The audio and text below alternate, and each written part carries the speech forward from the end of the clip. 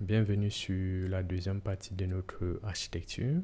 Donc, notre objectif d'aujourd'hui consiste à provisionner notre infrastructure qui est automatisée avec Terraform et Cloud SDK, construire et déployer notre application avec les deux services d'embedding et le service de chat et automatiser les codes de notre système d'événements EventHub, et vers la fin, nous allons déployer notre application et télécharger les documents dans le Bucket Cloud Storage et tester directement. OK?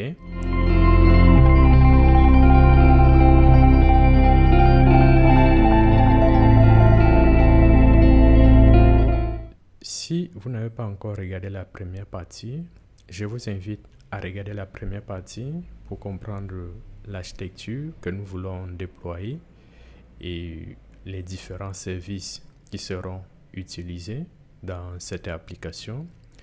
Donc, au niveau de notre infrastructure, nous avons un Bucket Cloud Storage et nous avons un cluster GKE avec EventHub qui écoute continuellement des événements sur notre Bucket Cloud Storage et déclenche le processus de chunk, c'est-à-dire le découpage de notre document en petits morceaux et de les stocker dans une base de données vectorielle pour permettre à l'utilisateur final de pouvoir consulter les informations sur le document en utilisant notre modèle Gemini et avoir une réponse fiable en fonction des informations de l'entreprise. OK? Donc, nous vous invitons à regarder la première vidéo pour comprendre le besoin que le système RAC répond aujourd'hui et quelles sont les limites de l'intelligence artificielle et quelle est la solution que RAC apporte aux entreprises. Alors, regardez cette première partie et revenez ensuite ici pour que nous puissions continuer. Nous allons directement utiliser Cloud Shell. Et pour utiliser l'application, je reconnecte mon compte ici. Et pour utiliser l'application, l'ensemble des commandes se trouve là. Donc, il vous suffit juste de récupérer le projet, définir les variables d'environnement que nous allons utiliser. Donc ici, nous récupérons l'ID du projet GCP et là, le numéro du projet GCP, nous définissons la région et la zone dans laquelle nos ressources seront déployées sur GCP. Et ici, nous avons un namespace dans lequel notre base de données vectorielle Postgre sera déployée. Alors, nous définissons ces variables d'environnement sur notre console Cloud Shell. Ici, on autorise.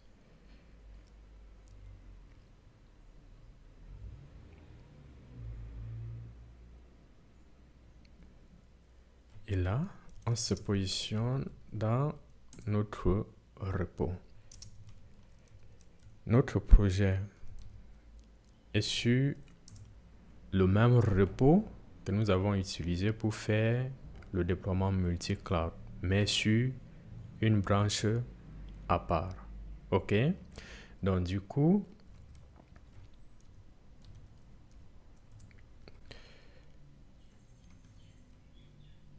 là, nous revenons ici, on lance notre script pour pouvoir activer les services que nous aurons besoin et aussi donner les autorisations nécessaires.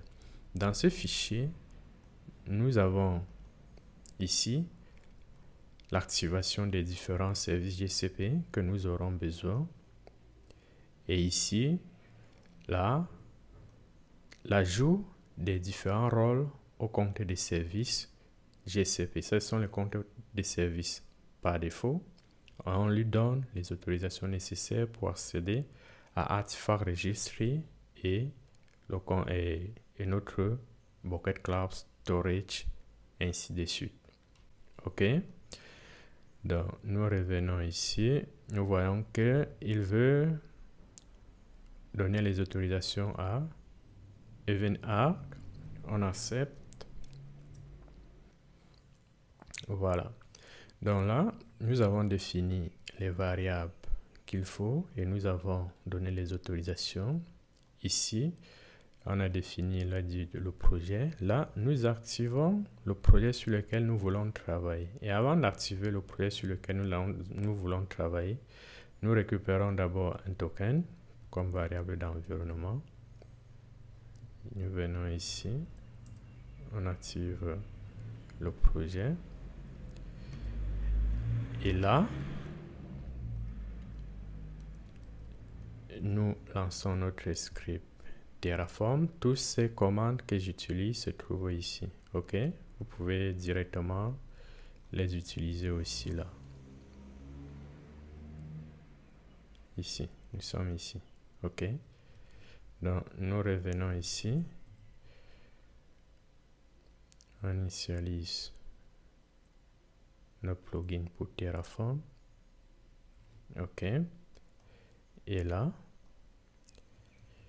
pour vous, vous devez modifier le fichier Terraform demo var parce que lui contient les variables d'environnement et les variables comme l'ID du projet que nous voulons utiliser. Donc, si nous ouvrons ce fichier, vous voyez que nous avons la version du cluster que nous voulons utiliser sur GCP, l'ID du projet, la région et autres. OK, ça ce sont les variables qui sont utilisées dans notre code Terraform. Nous revenons ici. On vérifie les ressources que nous voulons provisionner sur GCP. Voilà. Toutes les ressources sont vérifiées. Et là, nous pouvons lancer directement Terraform Apply, mais nous lançons directement l'auto-approve pour ne pas avoir à saisir la commande yes. On valide.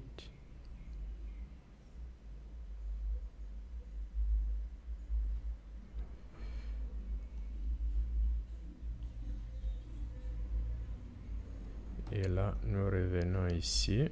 OK. Il va nous provisionner un cluster GKE et toutes les ressources nécessaires. OK. Nous revenons lorsque la commande Terraform aura provisionné toutes nos ressources sur GCP. Notre infrastructure est maintenant provisionnée. Nous passons à la suite. Donc, nous revenons ici. Notre infrastructure est provisionnée. Donc, si nous regardons là, nous avons notre repos pour stocker nos images Docker. Il faut noter que les images Docker que nous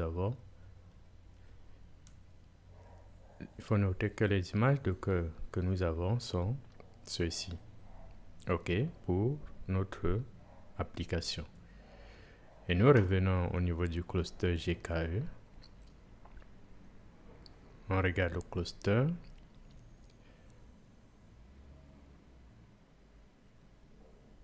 Nous avons bien notre cluster GKE standard avec deux nœuds qui sont rattachés.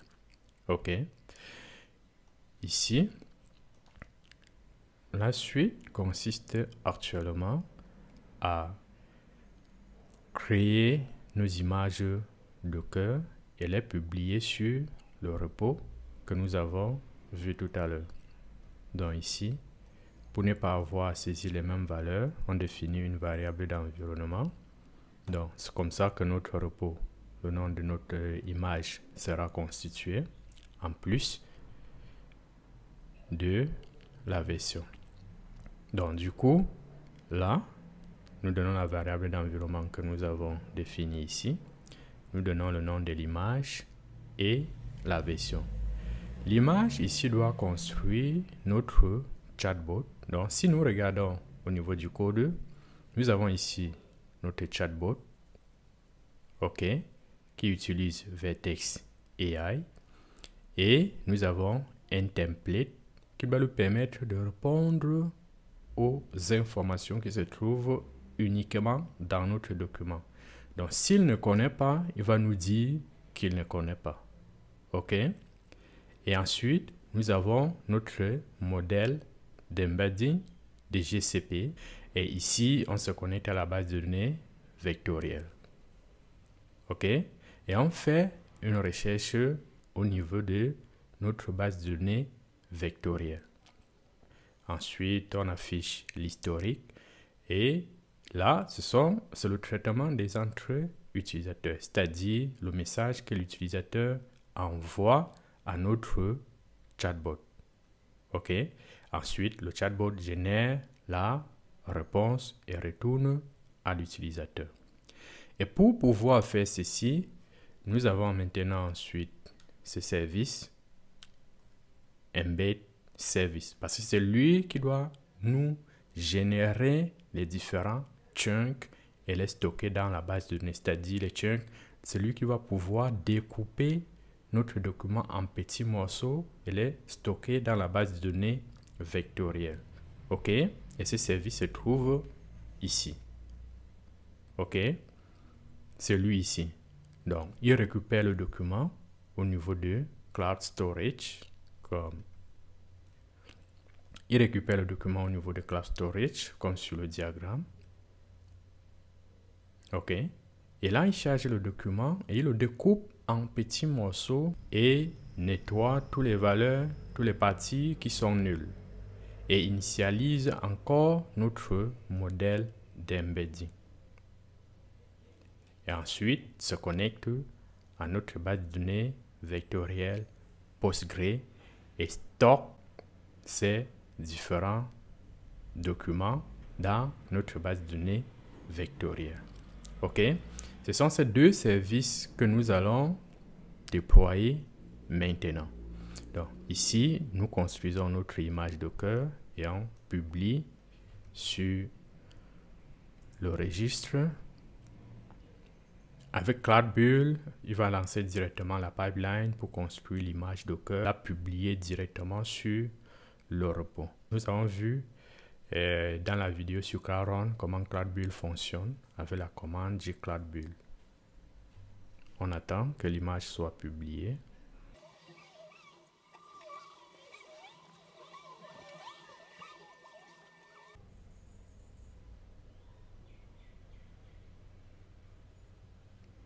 OK, parfait. Notre première image est publiée. Là, nous publions la deuxième image.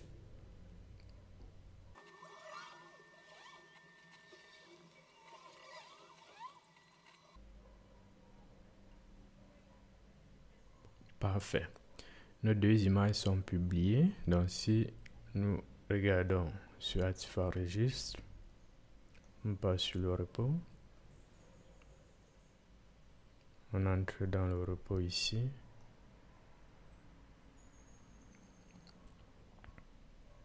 Nous avons bien nos deux images Docker. Ensuite, ce qu'il nous faut, bon, on peut aussi vérifier les images avec cette commande gcloud artifact docker image list. Donc là, nous avons les deux images. Actuellement, il faut configurer Postgre. OK? Donc, nous allons sur le repos, sur le répertoire Postgre. Dans ce répertoire Postgre, ici, nous avons un fichier qui doit nous permettre de configurer Postgre et la déployer sur notre cluster. OK? Donc, du coup, nous sommes ici. On va créer le namespace. Et dans ce namespace, on doit déployer notre cluster Postgre. Donc, son manifeste se trouve juste là. Ici. Donc, on va le déployer directement. OK? Donc, nous revenons ici.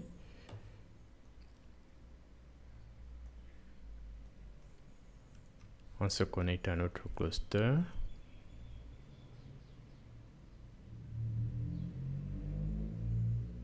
Parfait. Nous sommes bien connectés à notre cluster.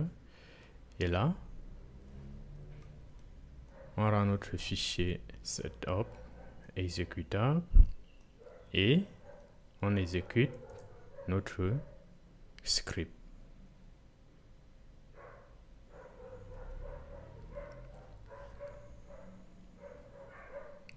On attend. Parce que le cluster PostgreVector, ça prend un peu du temps, environ 5 minutes, pour pouvoir être prête à être utilisée.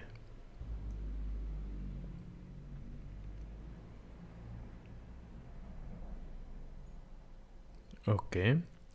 Là, il crée notre namespace et il déploie le cluster. Et on attend encore quelques minutes. Parfait.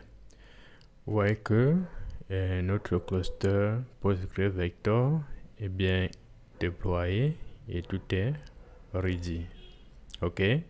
Donc nous pouvons actuellement déployer notre application. Pour y arriver, on retourne sur notre répertoire principal. Ici, on modifie l'ID du projet dans le fichier des manifestes pour le compte des services. Donc si nous revenons sur notre manifeste ici, pour le compte des services, ici, on change le suffixe du bucket et on change aussi l'identifiant de notre projet pour le compte des services. Et on fera de même pour les deux autres. Donc on change, on met à jour l'URL de l'image. Et on fait pareil pour notre chatbot. Ici, l'image, ici. Ok. Donc revenons sur notre compte ici. On fait la mise à jour et on déploie. Parfait. Nous revenons aussi. On fait pareil pour le chatbot. On valide. Parfait. Et nous revenons aussi. On fait pareil pour le service d'embedding. Cool. Là, nous venons de déployer nos deux services sur Kubernetes. Donc, pour être sûr que tout est déployé, on peut vérifier. Et là, le service d'embedding n'est pas encore up et le service de chat non plus. Donc, on attend un peu. Et comme nous avons vu précédemment, c'est que dans d'autres vidéos, bien sûr, vous pouvez aussi, pour ne pas utiliser la ligne de commande, aller directement ici sur la partie workload du cluster pour pouvoir vérifier vos charges de travail. Parfait. Nous voyons que tout est bien déployé et c'est up. OK. Donc, ici, on était à 0. Donc, si on relance notre commande ici, vous voyez que les services qui étaient à 0 sont maintenant up. Ensuite, on peut encore, pour être sûr, définir encore un autre token pour que notre token ne soit pas expiré. Event arc, on réinitialise, on dit oui. Parfait. Et là, actuellement, nous avons provisionné le cluster et on a déployé nos deux applications.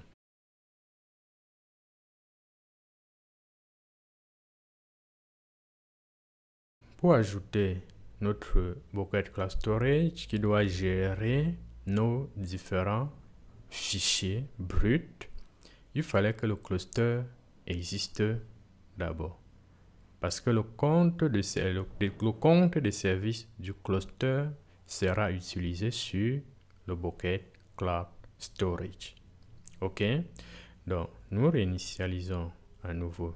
Pour le faire, il faut d'abord aller dans notre code Terraform et on décommente le code pour le bucket Cloud Storage. OK? Donc, et nous initialisons à nouveau Terraform. On revient ici. Donc, ici. OK? Donc, lui, il permet de vérifier que le compte de service pour Cloud Storage existe. Donc, nous exécutons ici. Si notre commande s'exécute bien, parfait. Notre commande s'est bien exécutée et il nous affiche le compte de service que nous avons besoin. Tout ça est automatisé dans le code. OK? Donc, du coup, nous vérifions notre infrastructure.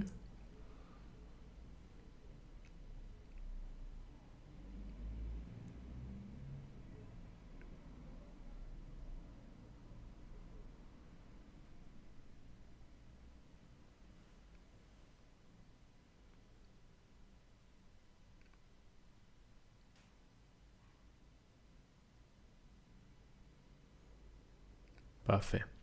Nous voyons qu'il y a une ressource qui sera ajoutée. Et cette ressource, c'est notre nouveau bucket Cloud Storage. Et là, nous provisionnons.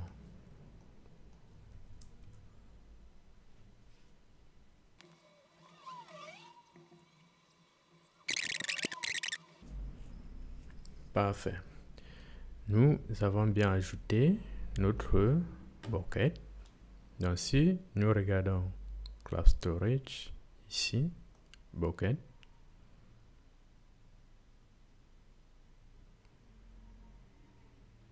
là, nous avons notre bucket ici.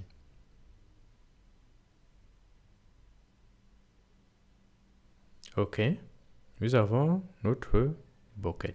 Ça veut dire que notre infrastructure est maintenant complète. Il nous reste juste à tester à partir de notre application. OK? Donc, si nous revenons ici, donc, nous ajoutons ici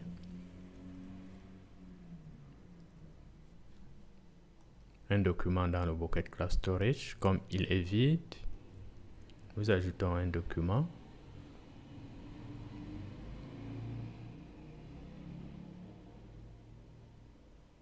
Parfait. Le document est ajouté. Donc, si on actualise ici,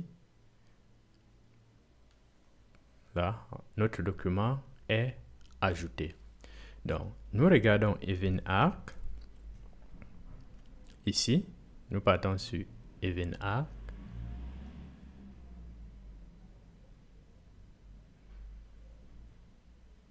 Nous avons EventArc qui est connecté à notre bucket. OK? Et sa destination, c'est Google Kubernetes Engine. Et l'événement vient de Cloud Storage. Et à quel moment l'événement est déclenché? C'est lorsque l'upload du document est finalisé. OK? Et il utilise ce compte de service pour pouvoir travailler avec Cloud Storage et notre cluster. Donc, si nous cliquons ici, donc comme vous voyez ici, au niveau de l'architecture, ça, c'est cette partie. OK? Donc, nous revenons ici. Si on clique dessus, ça, c'est notre trigger pour l'événement. Vous voyez qu'il y a un topic PubSub qui est rattaché et nous avons notre bucket. Et quel service sur Kubernetes gère? C'est notre service Embed Doc. OK? C'est ce service Embed Doc qui prend l'événement qui a été déclenché et à partir d'ici, il lance un job Kubernetes pour la vectorisation de notre document et stocker les différents vecteurs dans notre base de données. Donc, comme vous voyez, Le document a été téléchargé, il est chargé. Le document a été divisé en petits morceaux de documents, ce qu'on appelle des chunks. Et ces chunks se sont transformés en vecteurs et ces vecteurs sont stockés dans la base de données. Donc, nous avons fait cette partie et nous avons fait l'ingestion des données et actuellement, nous pouvons faire un test à partir de notre application front. Donc, le front doit poser une question et il doit faire une recherche sémantique au niveau de la base de données vectorielle pour vérifier quelles sont les informations similaires à ce qu'il a envoyé. On appelle la recherche par similarité et il va retourner le contexte et le LLM doit vérifier ce contexte et retourner la réponse à l'utilisateur final et stocker l'historique de la conversation. Donc, cette partie est OK. Ici, c'est OK. Nous revenons ici. Donc, si on passe sur notre topic pops up, vous voyez ici, il y a une souscription ici. Parce qu'un topic existe, mais pour qu'il puisse être utile, il faut que quelqu'un ait au moins souscrit à ce topic. Donc, ici, sur la partie souscription, vous voyez qu'il nous retourne l'ID de la souscription qui est connecté à notre topic.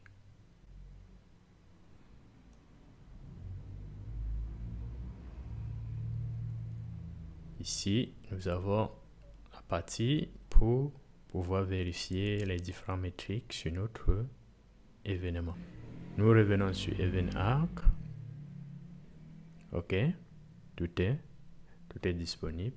Nous pouvons à présent tester notre application. Donc, pour vérifier, nous allons sur notre cluster. Oui, nous revenons sur notre cluster ici. OK, on passe sur Workload. OK, on a notre chatbot. Et ici, nous avons l'adresse de notre équilibreur de charge externe. On clique dessus, il va charger notre application. Notre application est en cours. Parfait. Notre application est bien déployée. Là, nous pouvons lui poser une question. On revient ici. On pose une question à notre chatbot. Ici. Là, on va lui poser une question en fonction du document qui est chargé.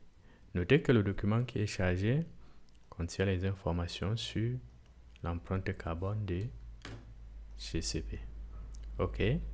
Ça, sont les adjectifs pour la réduction de l'empreinte carbone de GCP à l'horizon 2030. OK. On va lui poser une question sur ce document. Et on pose la question. Là, on lui pose la question. Vous voyez, il nous répond en fonction de ce qu'il a trouvé sur le document. Par contre, si on lui pose une question qui n'est pas dans le document, par exemple, Google Cloud First. OK, par exemple, ça c'est Google Cloud First. On lui pose la question. I don't know. Là, il ne connaît pas ce que nous avons demandé. Parce que ce document-là, cela n'existe pas dans sa base de connaissances. Du coup, pour qu'il puisse répondre, nous pouvons lui fournir un document que nous avons utilisé pour notre présentation du DevFest sur le CAS. OK? Donc, si nous lui posons une autre question ici, et même ça, il ne connaît pas parce que Google ça ne parle pas des Mars, mais plutôt de l'empreinte carbone. OK? Donc, nous allons actuellement lui fournir notre document sur le DFS pour qu'il s'entraîne avec, pour pouvoir être en mesure de nous répondre. Voilà. Nous l'avons envoyé le document. Donc, si nous revenons sur le Bucket Cloud Storage, on actualise. Voilà. Nous avons 2 documents. Ici, on vérifie le job. Il est encore en cours. Donc, le doc embedder est encore en cours. Parce que c'est la tâche de vectorisation. Celui-ci. OK? C'est encore en cours.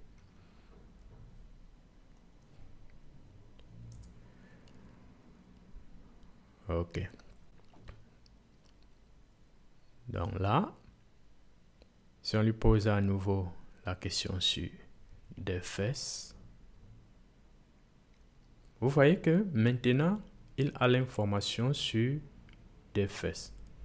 Parce qu'on lui a donné une information qu'il connaît déjà. L'avantage ici avec l'Oracle, c'est que nous avons le contrôle sur les informations que l'intelligence artificielle utilise. Et les entreprises ont des données confidentielles que les modèles de langage public ne peuvent pas utiliser. Et ces informations que nous avons fournies, vous voyez que là, si nous les supprimons dans la base de données vectorielle, il ne pourra plus connaître. OK? Parce que nous avons le contrôle sur les informations que l'intelligence artificielle utilise pour s'entraîner. OK? Il ne connaît que ces 2 PDF. Et vous pouvez lui donner autant de documents que vous voulez et à la vitesse que vous voulez parce que notre architecture est basée sur de l'événementiel. OK? Ça veut dire les données, les traitements sont de manière asynchrone. S'il reçoit même 10-50 documents à la fois, il va les traiter et les stocker dans la base de données vectorielle. OK? Alors, les amis, voilà en gros ce que nous voulions vous présenter aujourd'hui, la mise pour notre architecture Oracle. Le système Oracle va nous permettre de réduire le taux d'hallucination sur les réponses que les grands modèles de langage nous donnent. Alors, n'oubliez pas de supprimer votre infrastructure. Ici, on lance Terraform Destroy.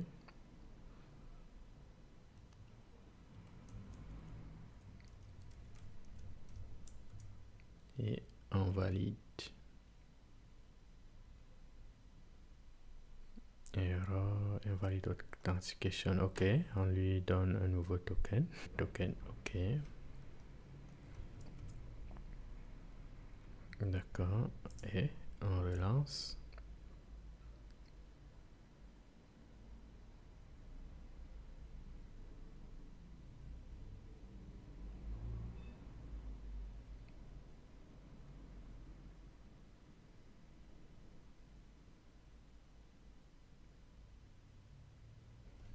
Je récupère d'abord les états de notre infrastructure.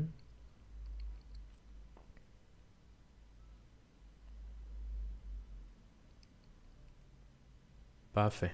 La suppression est en cours et on se dit à très bientôt pour une nouvelle démo. OK? Alors, merci d'avoir pris le temps de regarder jusqu'à la fin. On se retrouve dans la prochaine vidéo.